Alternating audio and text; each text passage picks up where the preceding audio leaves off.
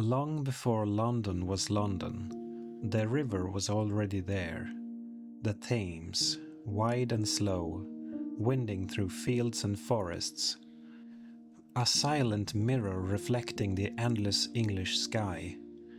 For centuries it carried no ships, no bridges, no human sound beyond the splash of oars carved from fallen trees. Then, around the middle of the 1st century, strangers came from across the sea. They spoke Latin. They marched in straight lines. They were the Romans, and they brought with them iron, stone, and discipline that would change the island forever. They called the place Londinium, a settlement built on the river's north bank, where the tides would be controlled, and the land was firm enough to build walls. The Romans liked order, and so they gave the wilderness a plan. Streets were drawn with precision, crossing at right angles, forming a grid where there had been nothing but mud and reeds. Timber buildings rose quickly, warehouses, markets, and homes for merchants. The city became a port, a vital link between Britannia and the heart of the empire. Londinium grew fast, coins clinked, hammers rang, and smoke curled upward from forges and kitchens. In less than 20 years, it was bustling with traders from across the Roman world, Spaniards selling olive oil, Gauls bringing wine, Egyptians with linen and papyrus.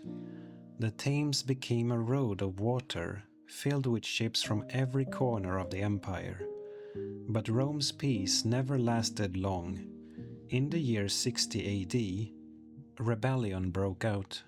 Boudica, the queen of the Iceni, rose against Roman rule. Her armies swept across southern Britain, burning everything in their path, and Londinium was one of the first to fall. The governor, Suetonius Paulinus, could not defend it. He ordered an evacuation, leaving the city to its fate. What followed was fire. Flames roared through the streets, timber walls collapsing into the river. When the smoke cleared, Londinium was gone, and yet it was rebuilt. Because the Romans always rebuilt. Stone replaced wood. New walls were raised around the city, thick, strong, and enduring. They still stand today, hidden between modern buildings, fragments of an ancient skeleton.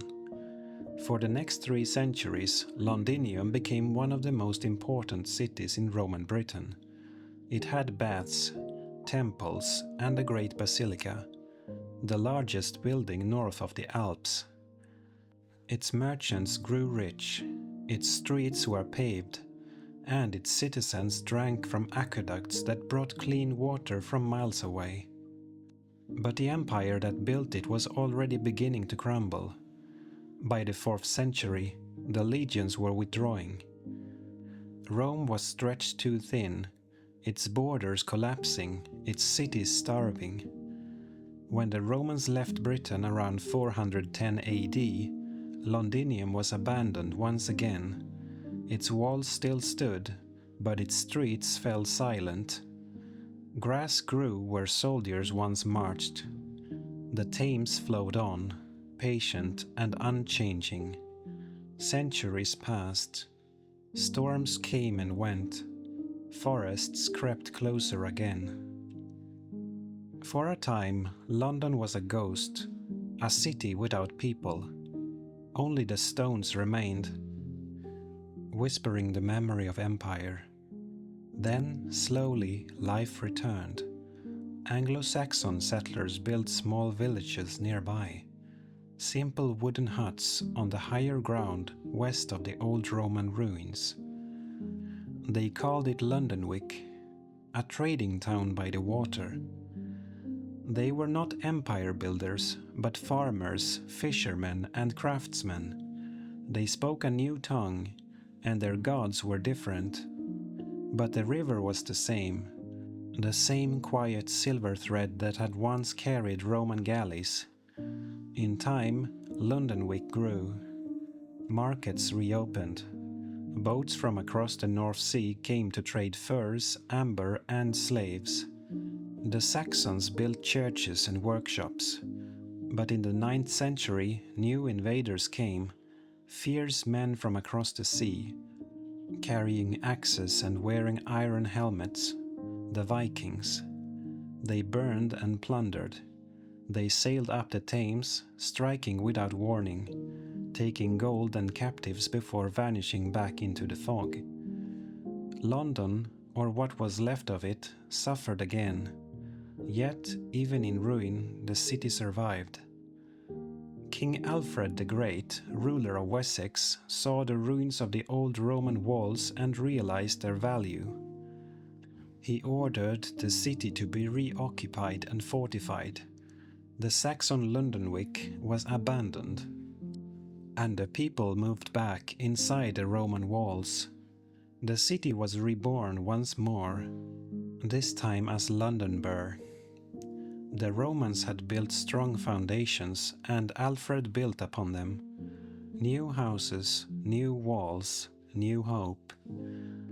It was the beginning of medieval London, a city that would soon become the beating heart of England.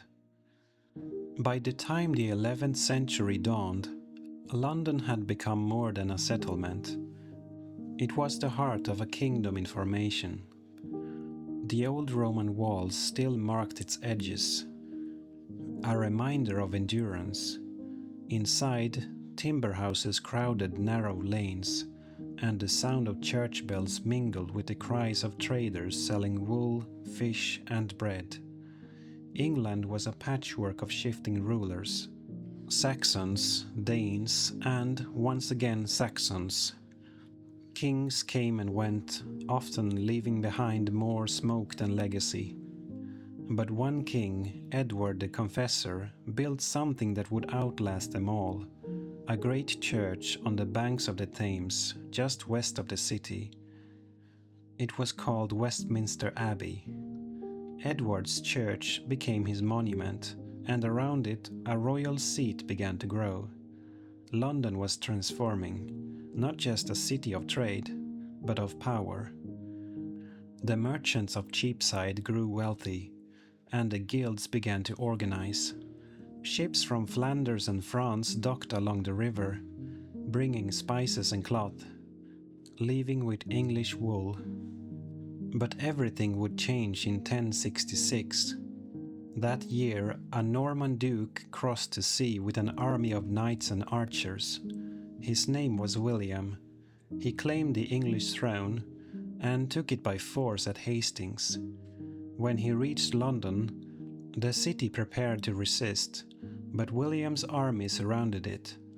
After a brief stand, the citizens surrendered. And so, William the Conqueror entered the city that would become the jewel of his new realm.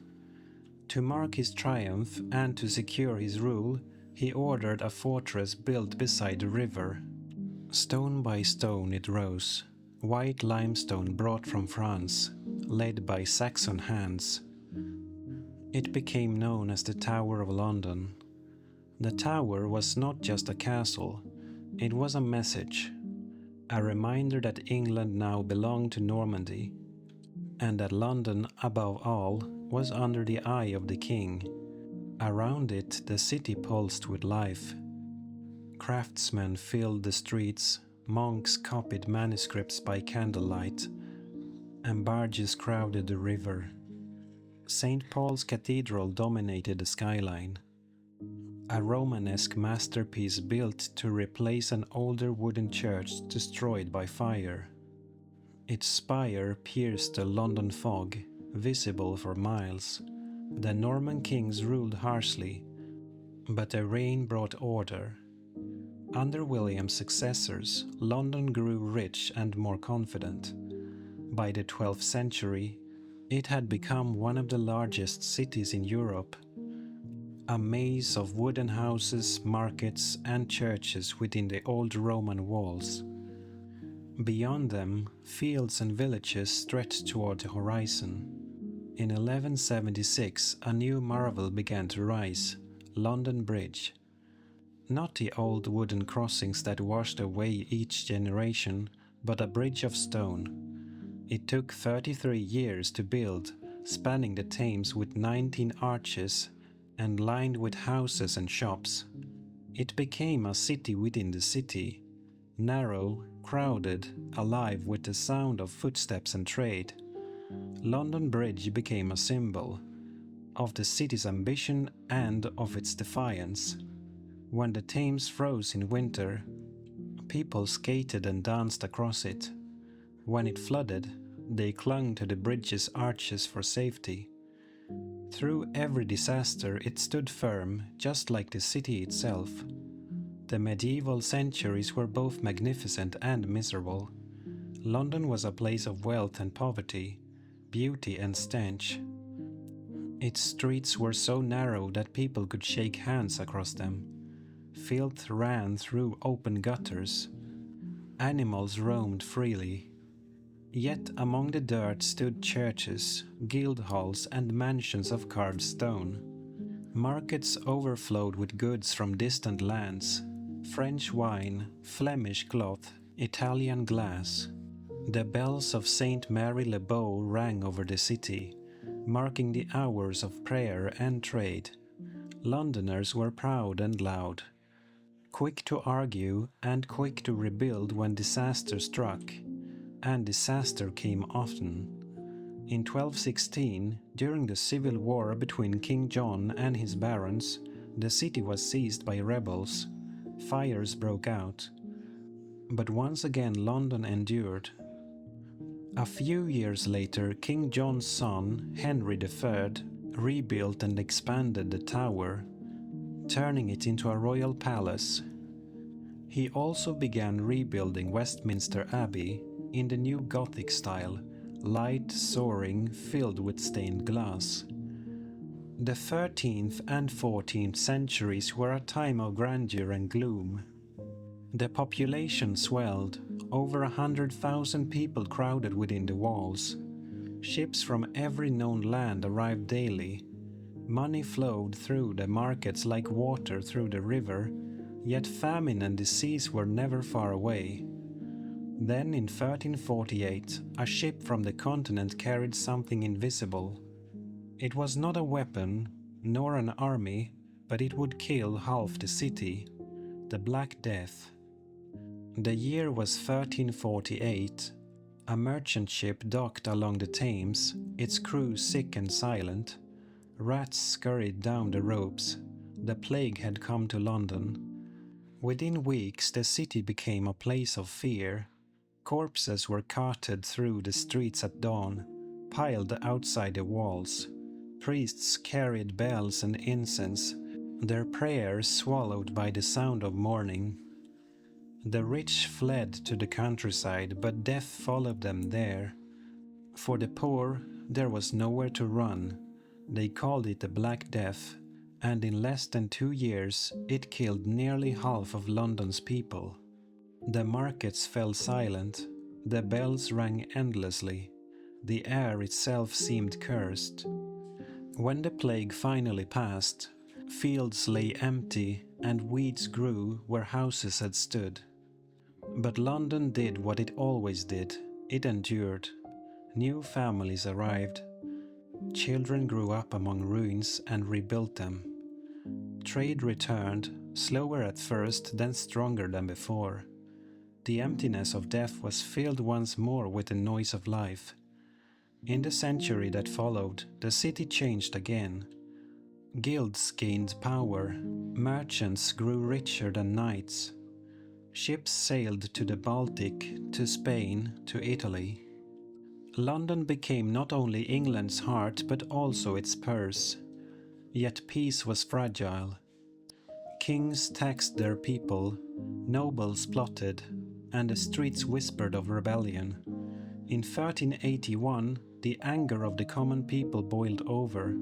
The peasants' revolt began. Tens of thousands marched from Kent and Essex toward London. demanding justice and freedom from endless taxes. When they reached the gates, the city opened to them. Crowds flooded the streets, shouting for reform. They burned records, freed prisoners, and stormed the Tower of London itself. For 2 days, London was theirs. Then the boy King Richard II met them at Smithfield. He promised peace, and as they lowered their weapons, his soldiers struck. The revolt was crushed, but something had changed. The people had discovered their voice. The following decades brought both pride and peril. The city grew even more crowded. Foreign merchants filled the docks, and the first stone mansions appeared along the river. The Guildhall was rebuilt, a hall of oak and stone for London's leaders, shining with glass windows. Pageants filled the streets on feast days, with banners, songs, and laughter.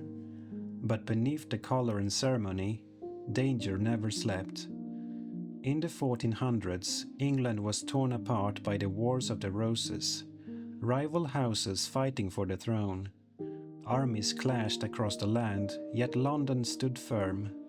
Whoever ruled England needed London, its gold, its people, its power. And so the city learned to survive politics the way it had survived plague, by keeping its head down and its gates strong.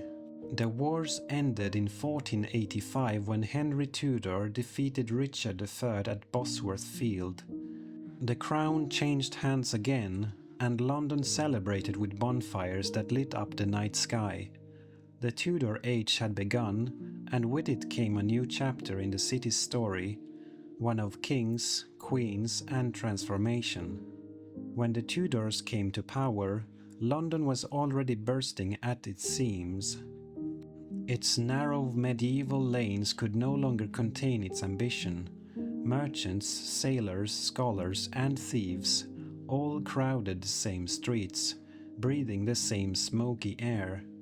The city was alive in every sense of the word, restless, expanding, impatient. In 1509, Henry VIII became king. He was young, strong, and eager to prove himself. London adored him at first, the handsome prince, the promise of glory. Pageants filled the Thames, banners hung from every tower. But as years passed, that glory turned to tension. Henry broke from the Pope, declared himself head of the Church of England, and dissolved the monasteries that had stood for centuries. Monks were driven out, their abbeys seized, their libraries scattered to the winds. In London, the great monasteries of Blackfriars and Greyfriars fell silent. Their stones were sold, their halls left empty. The skyline began to change. Church spires gave way to palaces, gardens, and merchant houses. The capital was transforming from a medieval fortress into a capital of commerce. The Thames carried not only fish and grain now, but dreams of empire. At the river's edge, shipyards built vessels for exploration. Names like Drake, Hawkins, and Raleigh became legends. Londoners began to imagine a world beyond the fog. Vast oceans, golden lands, endless trade. Yet beneath this golden surface, the city still suffered. The poor lived packed together in wooden tenements, where smoke blackened every wall. Fires broke out almost daily. Plague returned again and again, carried by rats that thrived in filth and warmth. When death came, it came quickly. No warning, no cure, just silence. Still, the city refused to stop. Under Elizabeth I, London became a beacon of art, learning, and ambition. The Queen herself loved pageantry and progress. She watched plays written for her by poets who shaped the English tongue, men like Marlowe and Shakespeare. Across the river in Southwark stood the Globe Theatre. Its wooden walls echoed with laughter, applause, and words that would live forever. On summer nights, crowds gathered, rich and poor alike, to watch comedies, tragedies, and kings come alive under candlelight. It was the voice of London itself, witty, bold, defiant. But the same river that carried music and poetry also carried sickness. The plague struck again in 1563, killing tens of thousands. The theatres closed. The markets fell quiet. Every door marked with a red cross was a home of mourning. When the plague faded, fire replaced it. In 1613, the Globe Theatre itself burned down during a performance of Henry VIII, when a cannon fired on stage set the thatched roof aflame. It was rebuilt, of course it was rebuilt, because that's what London always did. The 17th century arrived with both promise and fear. London was now the largest city in Europe, a labyrinth of half-timbered houses, crowded inns and narrow alleys. The Thames was thick with boats, the air thick with smoke. Rich merchants built homes of brick and glass, but most of the city was still wood, dry, brittle, waiting. As the English Civil War broke out in 1642, London became the stronghold of Parliament against King Charles I. The city armed itself. Its citizens manned walls and watchtowers. When the king was captured and executed in 1649, it was London that had given his enemies the strength to defy him. For a time, England had no king. But cities do not wait for crowns. Commerce continued, trade expanded, and London grew ever denser. When the monarchy was restored in 1660 under Charles II, the city celebrated widely. Bonfires blazed, bells rang, and fireworks lit up the sky. No one could know that in just 6 years fire would return, not in celebration but in destruction. The year was 1665. London had survived kings and wars, rebellion and plague. It had grown richer, louder, and more crowded than ever. But under its surface, the old fears waited. It began quietly. A few deaths in the poorer parishes. A rumor of sickness spreading from house to house. Then the word appeared again. A word that froze the blood of every Londoner. Plague. The city had seen it before, but this time was different. In summer, the heat thickened, and death spread like smoke. The bells rang without rest. The red crosses returned, painted on doors with trembling hands. Lord, have mercy upon us. By July, thousands were dying each week. The streets emptied. Wagons rolled at night, carrying the dead to mass graves outside the walls. Watchmen stood guard at infected houses, locking whole families inside. No one dared to knock. The rich fled north to the countryside while the poor stayed and prayed. Doctors walked in long cloaks with beaked masks stuffed with herbs, their eyes hidden behind glass. The smell of smoke and death filled the air. Cats and dogs were killed in the belief they carried the disease. The Thames, once alive with ships, became eerily quiet. By autumn, the plague reached its height. Half the city's people were gone, some dead, others vanished. Grass grew between cobblestones. Churchyards overflowed. Only the wind moved freely through the empty markets. Then, as winter came, the cold slowed the sickness. The carts stopped. Doors opened again. London had survived, just barely. The living stumbled out of their homes like ghosts, blinking into the pale sunlight of 1666. They began to rebuild, to clean, to trade once more. The bells rang again, not for the dead but for life. But fate was not finished with London yet. It was early September when it began, in a bakery on Pudding Lane. A small spark, a careless flame, perhaps a gust of wind through an open window. No one paid much attention at first. Fires were common in a city made of wood. But the summer had been dry, and the wind was strong. The flames caught the neighboring house, then another, then 10 more. By morning the fire had become a storm. The heat roared through the narrow streets, consuming everything in its path. Wooden beams cracked and fell like thunder. Windows burst. The air shimmered with smoke and ash. People ran with what they could carry: a Bible, a child, a handful of coins. Carts overturned, horses bolted, and the sound of bells was drowned by the roar of fire. The sky glowed red, visible for miles. The Thames reflected the flames like molten gold. St. Paul's Cathedral, proud and ancient, stood at the city's heart. Its great roof of lead began to melt and run down the walls in silver streams. The stones cracked from the heat. Within hours, the cathedral collapsed, its vast dome crashing into the fire below. The city's soul went with it. For 4 days London burned. Whole parishes vanished, over 13,000 houses, 87 churches, and the homes of nearly 100,000 people.